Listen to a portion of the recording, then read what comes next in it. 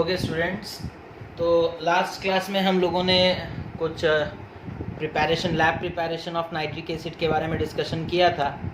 But still बच्चों हम लोगों ने एक पॉइंट छूट गया था हमारा। दैट इज़ जो प्रोडक्ट हमें मिलता है दैट इज़ नाइट्रिक एसिड के वेपर्स, है ना। The nitric acid vapours which are obtained, the nitric acid vapours, okay, जो हम लोगों को मिलता है बच्चों obtained as product, है ना, obtained as प्रोडक्ट के आकार में हम लोगों को जो प्रोसेस हम लोग देखे थे उसमें नाइट्रिक एसिड के वेपर्स हमें मिलेंगे, है ना। तो अगर हम लोग प्योर नाइट्रिक एसिड के बारे में बात करेंगे, बच्चों, प्योर नाइट्रिक एसिड होता है colourless. Okay, pure nitric acid होता है कलरलेस। लेकिन जो नाइट्रिक एसिड हम लोगों को मिलता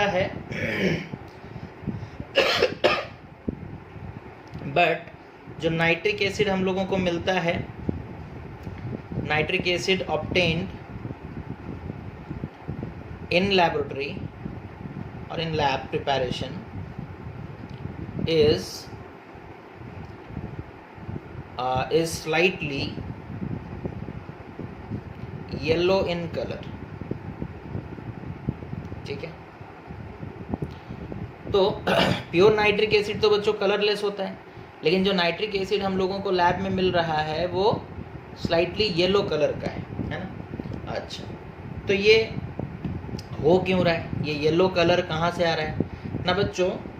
जो नाइट्रिक एसिड का जब हम लोग प्रिपरेशन करते हैं तो जो प्रोडक्ट में हम लोगों को नाइट्रिक एसिड मिलता है, ठीक है, वो हीट के वजह से, है ना, हीट के वजह से ये डिकम्पोज कर जाता है ना, डिकम्पोजेस, है ना। टेम्परेचर आप लेस देन 200 डिग्री सेल्सियस रख तो रहे हो, लेकिन वो 200 डिग्री सेल्सियस भी कम टेम्परेचर नहीं है।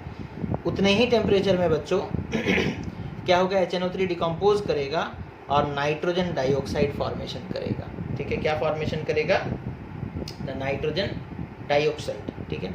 अच्छा, इसका कलर जो है वो एग्जैक्टली येलो नहीं, येलोइश ब्राउन है। कैसा है, येलोइश ब्राउन कलर होता है बच्चों, येलो कलर नहीं होता, येलोइश ब्राउन कलर, ठीक है। अब जो नाइट्रोजन डाइऑक्साइड फॉर्मेशन हुआ, ये नाइट्रोजन डाइऑक्साइड जो है बच्चों ये सॉल्युबल होता है in water, soluble in water.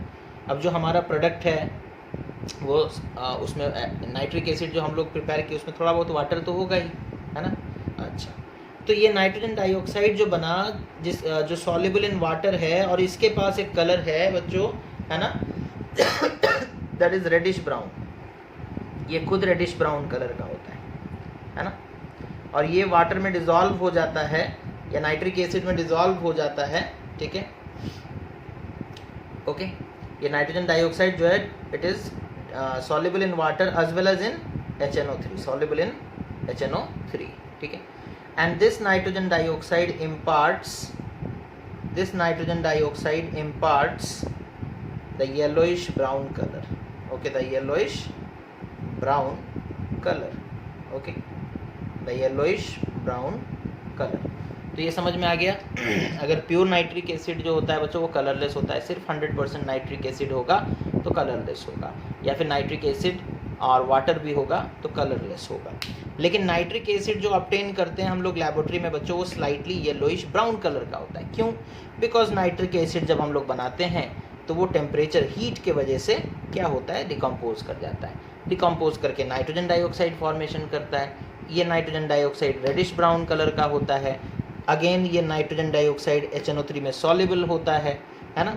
तो अब पूरा का पूरा डिकम्पोज नहीं करेगा, HNO3 के कुछ मॉलिक्यूल्स डिकम्पोज करेंगे, ऐसा नहीं कि पूरा का पूरा HNO3, तब तो फिर नाइट्रोजन डाइऑक्साइड ही मिला हम लोगों को प्रोडक्ट में, HNO3 तो नहीं मिला।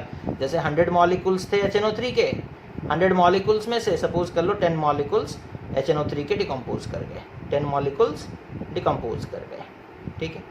अच्छा, समझ में आ रहा है। तो वो 10 मॉलिक्यूल्स जो डिकम्पोज किए उससे नाइट्रोजन डाइऑक्साइड निकला। अब वो नाइट्रोजन डाइऑक्साइड बाकी 90 मॉलिक्यूल्स जो हैं, 90 मॉलिक्यूल्स ऑफ HNO3 उसमें डिसॉल्व हो गए और एक कलर प्रोवाइड किए, दैट इज एक कलर इम्पार्ट किए, that is yellowish brown, okay. तो ये समझ में आ गया बच्चों। अब आता है कि ये येलोइश ब्राउन कलर क्या हम लोग रिमूव कर सकते हैं? तो आंसर है हाँ, कर सकते हैं। ठीक है, how can we remove this yellowish brown colour? तो देखो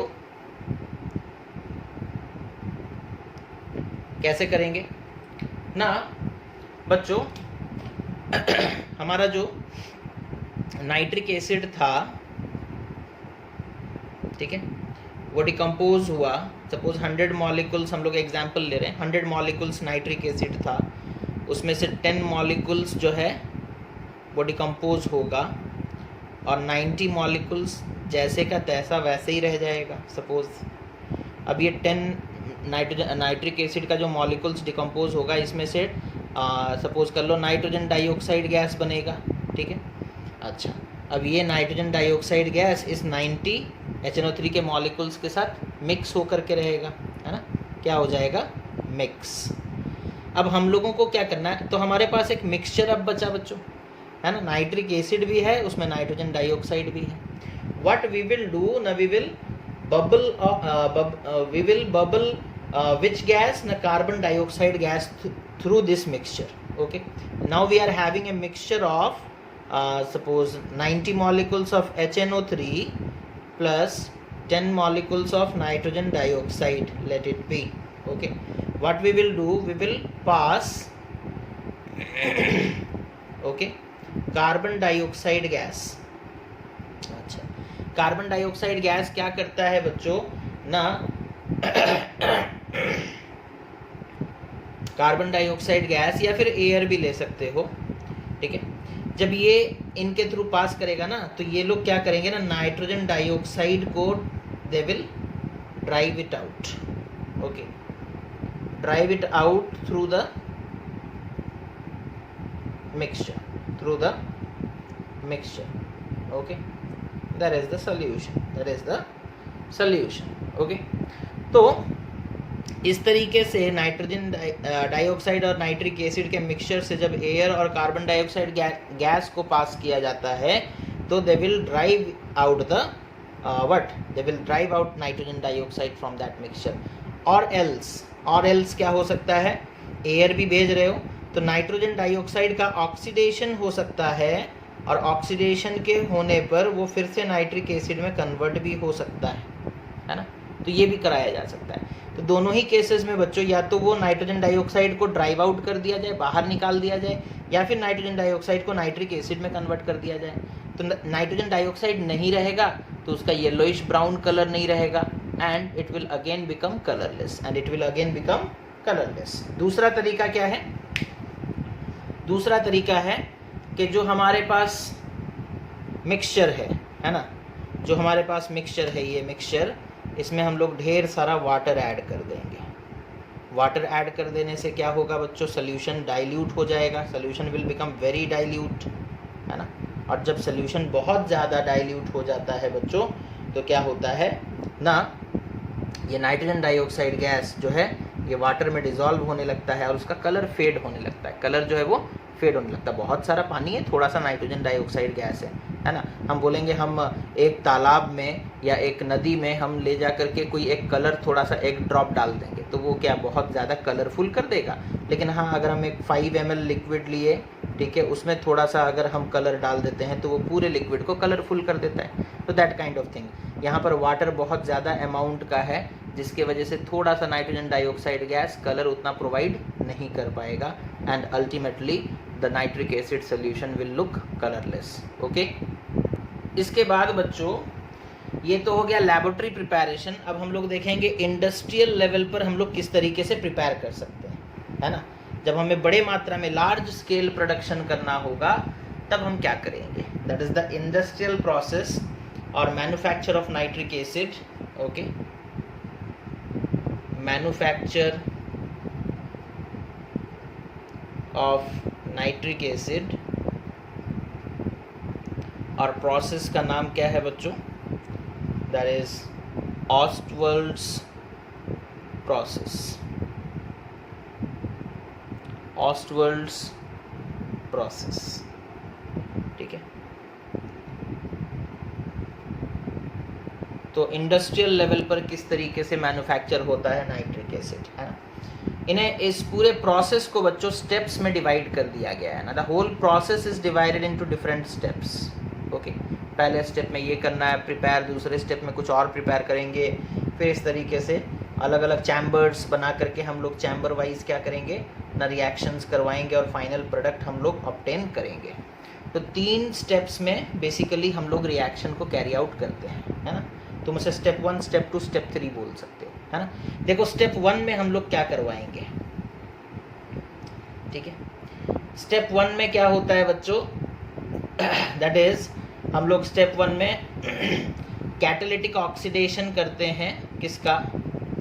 स्टेप 1 में कैटालिटिक ऑक्सीडेशन ऑफ एमोनिया होता है, catalytic oxidation of ammonia. Okay, catalytic oxidation of ammonia, ठीक है। कैटलिस्ट यूज़ करके हम लोग एमोनिया का ऑक्सीडेशन करेंगे और नाइट्रिक ऑक्साइड फॉर्मेशन करेंगे। एमोनिया चैप्टर में ये रिएक्शन आप लोग ऑलरेडी देख चुके हैं, ठीक है। तो और इस मतलब ये जो रिएक्शन जिस चैम्बर में होता है ना, उसे हम लोग कैटालिटिक चैम्बर कहते हैं। क्या कहते हैं? कैटालिटिक चैम्बर, ठीक है। तो आपको स्टेप 1 बोला जाए या फिर आपको ऐसे भी बोला जा सकता है कि कैटालिटिक चैम्बर में क्या होता है, तो आप बोलोगे कैटालिटिक चैम्बर में ऑक्सीडेशन होता है एमोनिया का और नाइट्रिक ऑक्साइड फॉर्मेशन होता है। रिएक्शन क्या होगा बच्चों?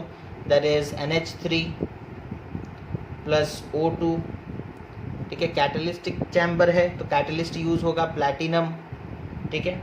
और टेम्परेचर कितना रखेंगे? 700 to 800 degree Celsius. Okay, 700 degree Celsius से लेकर के 800 डिग्री सेल्सियस का टेम्परेचर मेंटेन किया जाएगा। ओके, अच्छा। प्रोडक्ट में क्या आएगा? Nitric oxide plus water plus heat, है ना। प्लस क्या आएगा? हीट। ओके, अच्छा। इक्वेशन को बैलेंस करोगे, that is 4NH3 plus 5O2 gives rise to 4NO plus 6H2O plus heat, ठीक है। अच्छा, तो ये कैटालिटिक ऑक्सीडेशन हो गया और हमें क्या मिल गया? Nitric oxide. क्या मिल गया? Nitric oxide. यहाँ पर रिएक्टेंट्स कौन कौन हैं? यहाँ पर रिएक्टेंट्स कौन कौन हैं? देखो बच्चों, रिएक्टेंट्स हैं pure ammonia, that is pure NH3। Reactant कौन है? एमोनिया एंड ऑक्सीजन, है ना, ठीक है। तो प्योर एमोनिया हम लोग लिए हैं और ऑक्सीजन हम लोगों को कहाँ से मिल सकता है? ड्राई एयर से, ठीक है।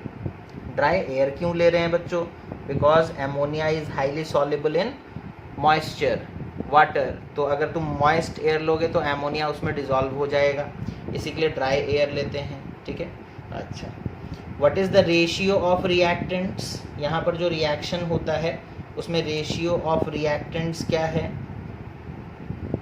रेशियो ऑफ रिएक्टेंट्स होता है बच्चों एमोनिया इज टू एयर का, एमोनिया इज टू एयर का अगर रेशियो देखेंगे एमोनिया इज टू एयर का तो होता है 1:10, ठीक है, 1:10। ओके,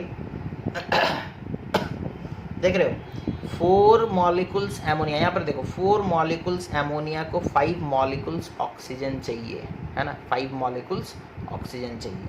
अब आप सोचो 5 मॉलिक्यूल्स ऑक्सीजन के लिए एयर कितना चाहिए, है ना। हम लोग को पता है एयर में सिर्फ 20% ऑक्सीजन है, ठीक है। एवरेज हम मतलब एक राउंड ऑफ फिगर बता रहे हैं, एयर में 20% के अराउंड ऑक्सीजन है।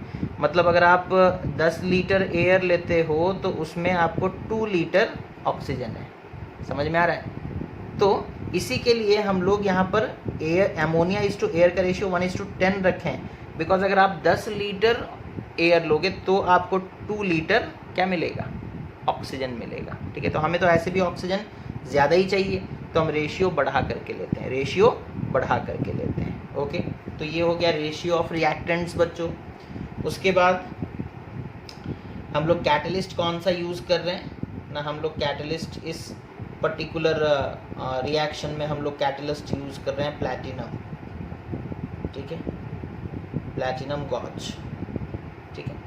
तो ये हो गया कैटलिस्ट। ओके, अच्छा, ये जो रिएक्शन है टेम्परेचर कितना रखेंगे? टेम्परेचर ऑफ, ये सब सवाल पूछे जाते हैं बच्चों, what is the temperature of the reaction, what is at what which catalyst is used in this reaction, okay, why the ratio of ammonia is to air taken as 1:10. Okay, because as per the balanced equation we can see that for 4 molecules of ammonia 5 molecules of oxygen is required. So in the higher side we can take more volume of air. Okay, because we need more amount of oxygen. Okay, अच्छा temperature कितना रखते हैं 700 degree Celsius से लेकर के 800 degree Celsius तक. ठीक है. अच्छा फिर उसके बाद रिएक्शन कैसा होता है, nature, what is the nature of reaction. Nature of reaction कैसा है बच्चों ना, ये रिएक्शन एक्सोथर्मिक है. आप बोलोगे सर हम लोग टेम्परेचर दे रहे हैं 700 से 800 डिग्री सेल्सियस, मतलब हम लोग हीट कर रहे हैं और फिर आप बोल रहे हैं कि रिएक्शन एक्सोथर्मिक है. तो बच्चों यहाँ पर देखो हम लोगों को पूरा ओवरऑल देखना पड़ता है. किसी रिएक्शन को एंडोथर्मिक और एक्सोथर्मिक डिक्लेयर करने से पहले तुम्हें पूरे ओवरऑल रिएक्शन को देखना पड़ेगा. मानते हैं कि इनिशियली तो हम लोगों ने हीट दिया है, हम लोगों ने हीट किया है टेम्परेचर 700-800 डिग्री सेल्सियस मतलब प्रोवाइड किया है, उसके लिए हम लोग हीट किए. लेकिन देखो रिएक्शन में इधर हीट प्रोड्यूस भी हो रहा है और ये जो हीट प्रोड्यूस होगा ये तुम्हारे दिए गए हीट से ज़्यादा होगा. तो ओवरऑल तुम देखोगे तो heat is liberated, that is the reaction is exothermic. Okay. अच्छा उसके बाद प्रोडक्ट्स क्या है वो तो पता है हम लोगों को. नाइट्रिक ऑक्साइड मिल रहा है एंड वाटर मिल रहा है ना. और ये जो वाटर मिलेगा यहाँ पे बहुत ज़्यादा एक्सोथर्मिक रिएक्शन है ना बच्चों, तो ये वाटर हमें स्टीम के आकार में मिलेगा. कैसे मिलेगा, स्टीम के आकार में, बिकॉज हीट इवॉल्व हो रहा है. तो उतने हीट में वाटर और लिक्विड बनकर नहीं रहेगा बल्कि स्टीम के आकार में हम लोगों को मिलेगा. ठीक है. अच्छा तो ये हो गया बच्चों step 1, that is catalytic oxidation of ammonia. हम लोगों को मिल चुका है हमारा एक important product that is nitric oxide. अब नाइट्रिक ऑक्साइड को हम लोगों को नाइट्रोजन डाइऑक्साइड में कन्वर्ट करना है. ठीक है. जैसे एटमॉस्फेयर में नाइट्रिक एसिड बन रहा था, याद है, हम लोग नाइट्रोजन देखते थे रिएक्ट करता था ऑक्सीजन के साथ लाइटनिंग के दौरान और नाइट्रिक ऑक्साइड बनता था. फिर दूसरा स्टेप क्या होता था, नाइट्रिक ऑक्साइड फिर से ऑक्सीजन के साथ रिएक्ट करके नाइट्रोजन डाइऑक्साइड बनता था. तो उसी टाइप का, बट यहाँ पर हम लोग नाइट्रोजन नहीं लिए हैं बल्कि एमोनिया और क्या लिए हैं, क्या बोलते हैं उसे, ऑक्सीजन. तुम बोलोगे सर हम लोग नाइट्रोजन और ऑक्सीजन को क्यों नहीं रिएक्ट करवा रहे, बिकॉज याद करो नाइट्रोजन और ऑक्सीजन बहुत हाई टेम्परेचर पर लाइटनिंग के दौरान वो लोग रिएक्ट करते हैं. तुम बोलोगे हम 700-800 डिग्री सेल्सियस में रिएक्शन कराएंगे तो it will be very difficult to carry out the reaction of nitrogen and oxygen in laboratory और इन इंडस्ट्रीज. ओके. अच्छा तो ये स्टेप 1 हो गया बच्चों ख़त्म. ठीक है. कहाँ पर क्या क्या हो रहा है और क्या क्या चीज़ें हम लोग यूज़ कर रहे हैं वो सब चीज़ क्लियर हो गया. ठीक है. अच्छा उसके बाद आएंगे स्टेप 2. ठीक है. उसके बाद बात करेंगे बच्चों स्टेप 2 के बारे में.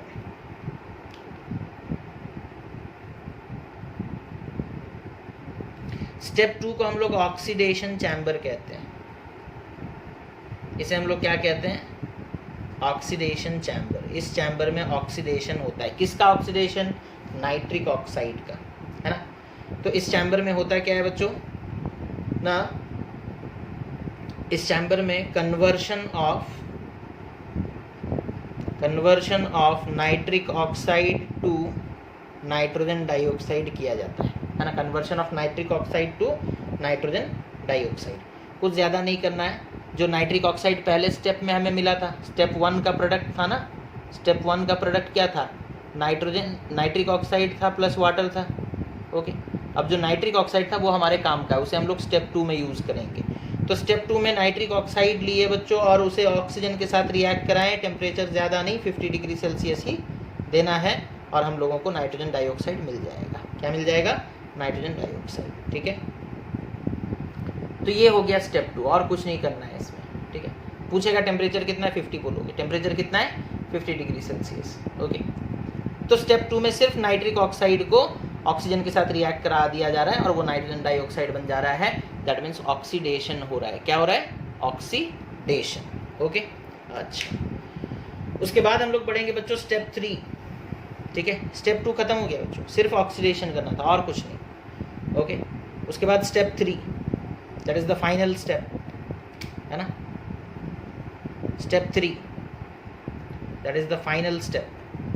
ओके. फाइनल स्टेप में करना क्या है, हमें नाइट्रोजन डाइऑक्साइड मिल चुका है. फाइनल स्टेप जो है बच्चों, इस चैम्बर का नाम क्या है, absorption tower. Absorption tower. Okay, step 3 में जो चैम्बर यूज करेंगे उसका नाम क्या है? Absorption tower. ठीक है, और यहाँ पर होता क्या है ना, conversion of nitrogen dioxide to nitric acid by absorption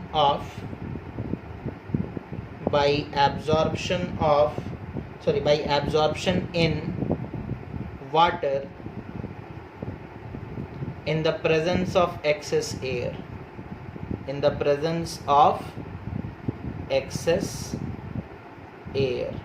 ठीक है बच्चों। तो स्टेप 2 में हमें नाइट्रोजन डाइऑक्साइड मिल चुका था, अब उसे स्टेप 3 में हम लोग नाइट्रिक एसिड में कन्वर्ट करेंगे। कैसे करेंगे ना, इस नाइट्रोजन डाइऑक्साइड को वाटर के साथ रिएक्ट कराएंगे in presence of excess air, ये करना है हमें। ठीक है, तो रिएक्शन क्या होगा देखो ना, NO2 that is nitrogen dioxide, उसे वाटर के साथ कंबाइन कराएंगे plus H2O in presence of excess air. Excess air क्यों ले रहे? बिकॉज हमें ऑक्सीजन चाहिए बच्चों, तो O2। ओके, अब ये तीनों कंबाइन होंगे बच्चों तो बनेगा HNO3। इक्वेशन को बैलेंस कर सकते हो, that is 4NO2 plus 2H2O gives rise to 4HNO3। ठीक है, गिव्स राइज टू 4HNO3। ये होता है एब्जॉर्प्शन टावर में रिएक्शन। ओके, अच्छा, अब यहाँ पर ये टेम्परेचर क्या होगा? ऑर्डिनरी टेम्परेचर पे रिएक्शन होता है बच्चों, टेम्परेचर ऑर्डिनरी होता है। ओके, ठीक है, और प्रोडक्ट हमें क्या मिला? Nitric acid. प्रोडक्ट हमें क्या मिलता है? नाइट्रिक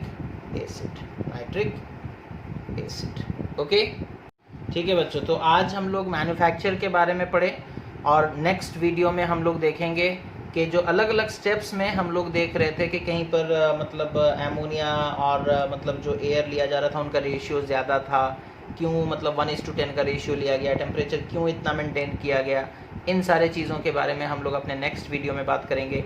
आज सिर्फ हम लोगों ने प्रोसेस समझ लिया कि होता कैसे है। नेक्स्ट क्लास में हम लोग रीज़न देखेंगे कि ऐसा हम लोग क्यों करते हैं। ठीक है, इस पर्टिकुलर स्टेप में ये क्यों किया गया था, इन सारे सवालों का जवाब हमें अपने नेक्स्ट वीडियो में मिलेगा। तो वीडियो को देखते रहें बच्चों, और अपने डाउट्स वगैरह अगर कुछ अराइज करते हैं तो उन्हें व्हाट्सएप के थ्रू भेज सकते हैं। तो thank you for watching the video, take care of yourself and have a nice day.